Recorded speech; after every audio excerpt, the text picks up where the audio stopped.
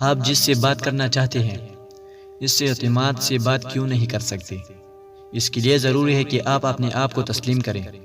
اس کے ساتھ اپنی گفتگو کو روکنے کی کوشش مت کریں، اس خوف و اندیشے کے پیش نظر کہ وہ آپ کے بارے میں کیا سوچتا ہے یا سوچتے ہیں۔ یہ اتنا اہم نہیں ہے کہ آپ کیا کہتے ہیں جتنا کہ آپ کچھ کہتے ہیں کہ اہمیت ہے۔ اگر آپ نے اپنی یہ عادت بنا لی کہ خدشات اور خوف آپ کو بات کرنے سے نہیں روک سکتے، تو اپنے حس کو جگانے کی آپ کی قابلیت اور مہمان نوازی کرنے کی عادت میں اور اضافہ ہوگا۔ کسی نئی کے ساتھ گفتگو کے آغاز کا بہترین طریقہ کیا ہے؟ آپ ہلکی سی مسکراہٹ کے ساتھ اپنے بات کا آغاز کر سکتے ہیں، جیسے آپ کا کیا حال ہے؟ یہاں کسی بھی انسان پر باضابطہ بات چیت کے آغاز کا پریشر ہی نہیں ہوتا، بلکہ اس شخص پر بھی جو اس کے قریب تر ہوتا ہے۔ ہو سکتا ہے قریب ہونے والا شخص اس مقام پر رکا رہے کیونکہ وہ یہ سمجھتا ہے یا سمجھتی ہے کہ اس کا رد عمل ناکافی یا احمقانہ ہے۔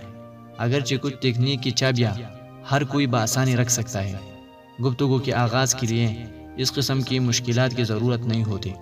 در حقیقت جب آپ ایک دفعہ اپنی تھوڑی سی ناراضگی یا بے دلی پر قابو پا لیں، آپ بات چیت کا آغاز کو ایک پر اثر ہتھیار پائیں گے جو آپ کے چاہت کو جیتنے میں مددگار ثابت ہوگا۔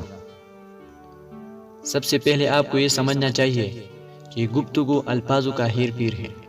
اس میں آنکھوں کا ستارہ اور جسم کی زبان شامل ہے۔ یہ بھی تصور کیجئے کہ گفتگو کے دوران چہرے کے اتار چڑھاؤ کی تاثیرات بہت نازک حصے ہیں۔ اگر آپ اپنے الفاظوں کی غلطیوں کے باوجود مسلسل مسکراتے رہے تو آپ کو اس بات کا یقین ہوگا کہ آپ اچھے تاثیرات دے رہے ہیں۔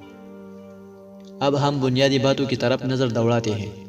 سب سے بڑی اہم وجہ جس کی باعث آپ کسی بھی نئی انسان سے گفتگو کرتے ہوئے ہچکچاتے ہیں، ناپسندیدگی یا استرداد کا خوف ہے۔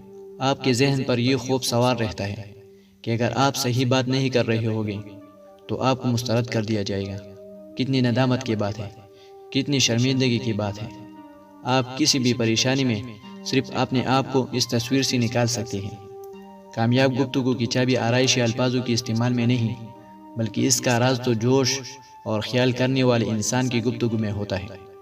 اور جیسے جیسے آپ کی پرخلوص کوشش دوسروں تک پہنچتی ہے اور آپ اپنے آپ کو کسی دوسرے کے لیے مخصوص کر دیتے ہیں، اس طریقے سے آپ کیسے کامیاب ہو سکتے ہیں؟ اگر آپ مخلص ہیں تو آپ کبھی بھی برا تاثیر نہیں دیں گے۔ یہ تب ہوتا ہے جب ہم کسی کو متاثر کرنے کی کوشش کرتے ہیں، اپنے آپ کو مسائل میں سے نکال لیتے ہیں۔